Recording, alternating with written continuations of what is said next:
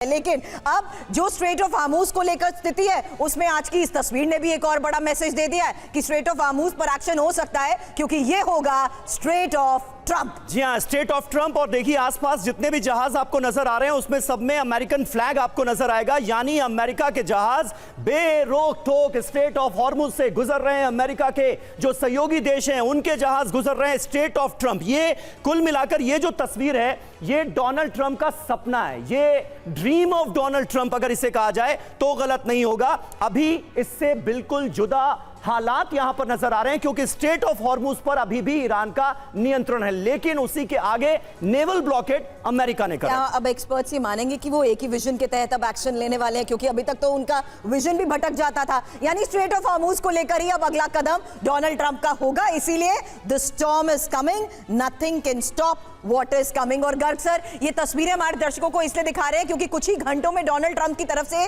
किए गए ये पोस्ट एक बहुत बड़ा मैसेज भी है। और मैं वापस उसी बात पर आ रही हूं सर, ईरान उस सैन्य एक्शन को कैसे रूल आउट कर दे, क्योंकि डोनाल्ड ट्रंप ने साल दर साल ना सिर्फ कहा बल्कि एक्शन किया भी। नहीं, सिर्फ आप बिल्कुल सही कह रही हैं कि ईरान जो है जो इस वॉर का सेकंड फेज है उसको नकार नहीं सकता है, उसके लिए वो तैयार है। लेकिन जैसी अभी सिचुएशन है, जो पिछले 39-40 दिन का जो फेज 1 का जो वॉर था उसके जो हालात हैं और जो हालात आज हैं और जो बीच में जो बातचीत हुई, जो सीज फायर चल रहा है उसमें जो भी बातचीत हुई, डायरेक्ट इनडायरेक्ट बातचीत हुई, उससे जो एक सेंस निकल के आता है कि यस अटैक दोबारा ऑप्शन रहेगा और ईरान को ये बात उसके बैक ऑफ द माइंड में रहेगी कि ये ट्रंप साहब हैं, ये दोबारा अटैक कर सकते हैं। लेकिन अभी ज़्यादा प्रोबेबिलिटी किसकी है?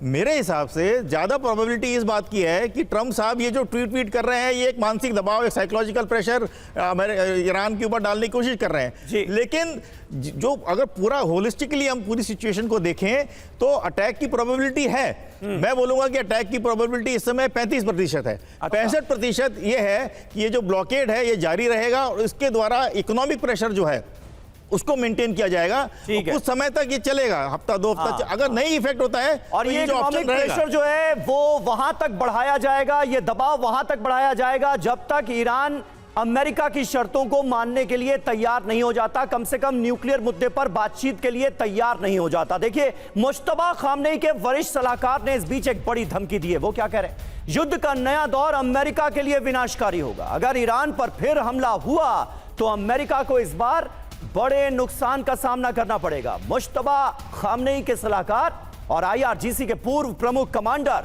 मोहसिन रेजाई ने यह धमकी दी। इतिहास में दर्ज होगा कि ईरान ने अमेरिका को फारस की खाड़ी में हरा दिया, ये कह रहे हैं रेजाई। अगर ईरान पर हमला हुआ तो महाविनाश जंग, क्योंकि बड़ी बात समझिए, जहां खमेनी के वरिष्ठ सलाहकार मोहसिन रेजाई की यह धमकी कि फिर से ईरान पर हमला करने की अमेरिका ना सोचे। इस बार हमले का जवाब पहले से ज्यादा बड़ा होगा। इसमें धमकी यही है कि युद्ध का नया दौर अमेरिका के लिए भी आसान नहीं होगा। अमेरिका का नया युद्ध विनाशकारी साबित होगा और इस बार अमेरिका को पहले से ज्यादा तबाही होगी। ईरान का हमला इतिहास में दर्ज किया जाएगा। फारस और ओमान की खाड़ी में ट्रंप की हार होगी, अमेरिका के जहाज डूबेंगे और सैनिक भी मारे जाएंगे। दुनिया कहेगी अमेरिका फारस की खाड़ी में हार गया। मायने यही है कि ईरान की पहले से ज्यादा बड़ी जंगी तैयारी है।